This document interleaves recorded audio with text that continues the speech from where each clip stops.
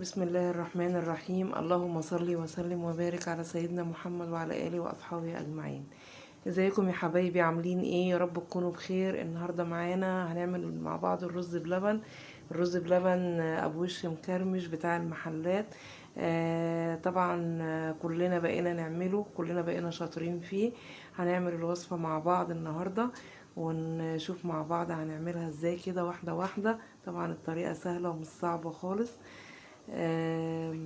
معايا كوباية من الرز البلدي العادي خالص.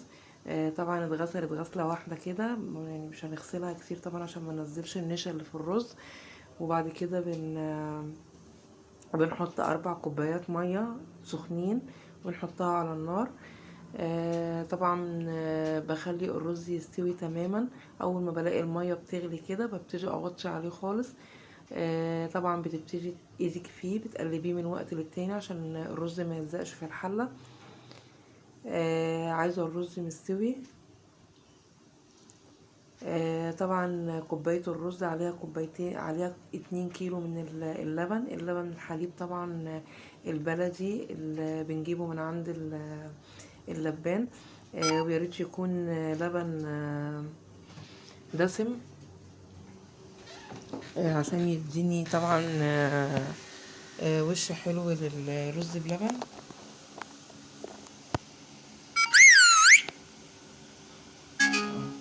كده انا بقلب هنا الرز اهوت. طبعا اللي اول مره يشوف قناتي اكله هنيه مع وصفات نانا، اتمنى الاشتراك في القناه، لايك وشير وكومنت حلو كده يشجعنا ان احنا نستمر. طبعا حبايبي القناه مش هتكبر الا بيكم وبدعمكم. هنا طبعا استنيت لما الرز استوى خالص وحطيت هنا اهوت اللبن. 2 كيلو من اللبن طبعا ما بيتغليش. اللبن بنجيبه بنحطه على طول مع الرز، هو بيغلي مع الرز. طبعا هنا بيكون عندك الوش بتاع اللبن. يعني بيبقى عندي، يعني انا شايلاه. بزوده هنا اهوت على اللبن، بيديني طبعا طعم حلو قوي مع الرز بلبن. وبي يعني بيدي الرز بلبن بيديله دسامة اهوت. انا هنا كان عندي هنا اهوت 3 معالق من القشطة، حطيتهم زودتهم هنا اهوت على اللبن. طبعا هنا اللبن اهوت شايفين زي ما احنا شايفين هنا اهوت بيغلي مع الرز بلبن والقشطة اللي انا حطيتها. انا مش هحط هنا اهوت غير يعني معلقتين من النشا. طبعا بنزود عليهم ميه ساقعه وبدوبهم الاول قبل ما بزودهم على الرز بلبن. طبعا السكر هنا اهوت حبايبي طبعا اختياري. انا هنا هحط هنا اهوت كوبايه من السكر. طبعا السكر دوت براحتك، عايزه تحطش من كوبايه لكوبايتين على حسب التحليه اللي انت بتحبيها في الرز بلبن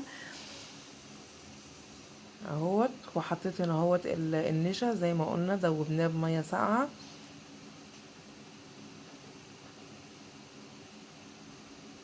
بس ده كل اللي انا حطيته، مش هزود اي حاجه تاني على الرز بلبن. ولا هحط كريم شانتيه ولا هحط حليب بودر ولا هحط اي حاجه.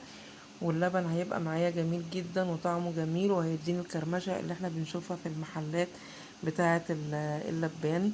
طبعا الطبق وصل ل15 و20 جنيه، فيعني حرام لما نشتريه من بره.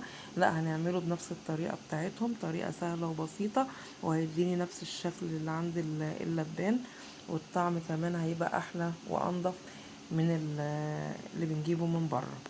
لو مشيتوا على نفس المقادير ونفس الطريقة هتطلع معاكم بنفس الشكل اللي احنا هنشوفه.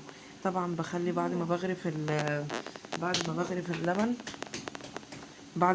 اللبن الرز بلبن في الاطباق.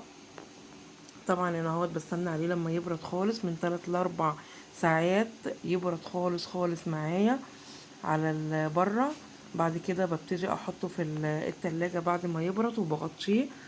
لازم يتغطى ويعني يقعد مش اقل من 3 4 ساعات في التلاجة.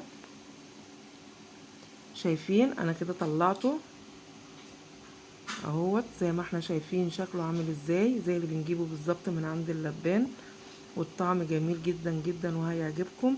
يا رب اللي عجبته الوصفة وعجبته الطريقة ما ينسانيش في اللايك والشير والكومنت الحلو. الطعم جميل جدا، شايفين شكله عامل ازاي كريمي اهو. طبعا بشكركم حبايبي. شكرا ليكم، والسلام عليكم ورحمة